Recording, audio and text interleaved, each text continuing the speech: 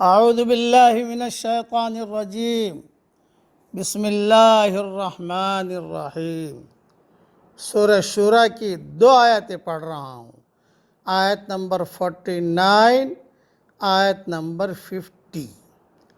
للہ ملک السماوات والارض، آسمانوں اور زمین کی بادشاہی اللہ ہی کے لیے ہے۔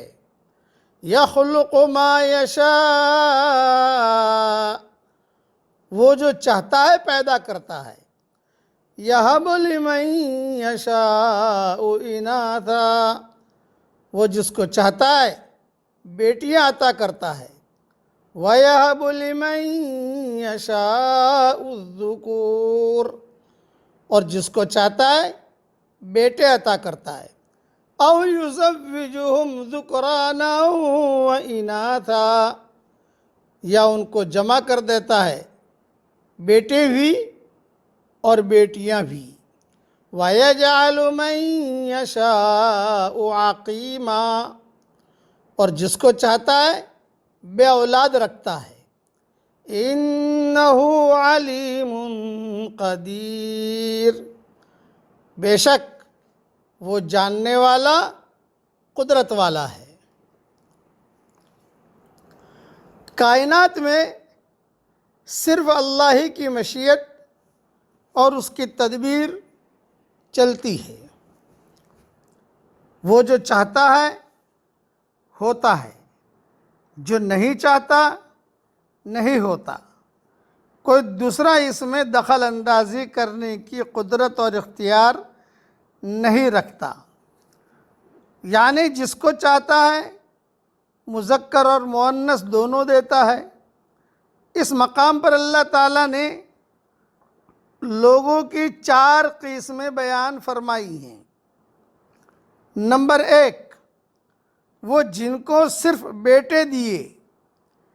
نمبر 2، وہ جن کو صرف بیٹیاں دی۔ نمبر 3، وہ جن کو بیٹے اور بیٹیاں دونوں دی۔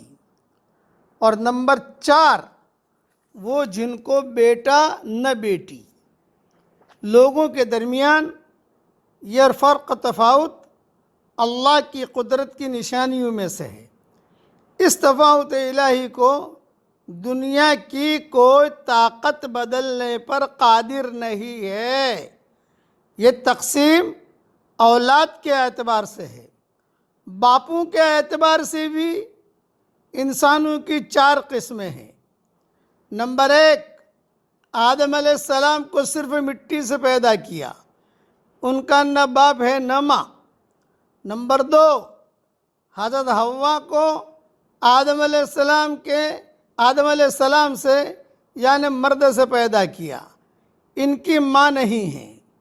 نمبر 3، حضرت عیسیٰ علیہ السلام کو صرف عورت کے پیٹ سے پیدا کیا، ان کا باپ نہیں ہے۔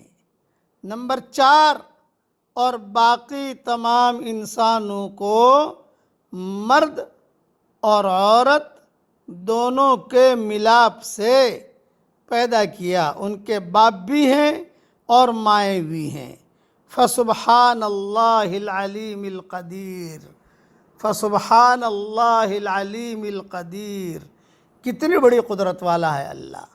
یہ ساری تفصیل میں نے ابن کثیر سے لی ہے، وہاں دیکھ لی جائے۔ اس لیے اللہ جل جلالہ عم نوالہ کی قدرت کو خوب بولو، خوب اس کے مذاکرے کرو۔ اللہ تعالی ہمیں ایمان کامل عطا فرمائے، آمین۔ وآخر دعوانا ان الحمد للہ رب العالمین۔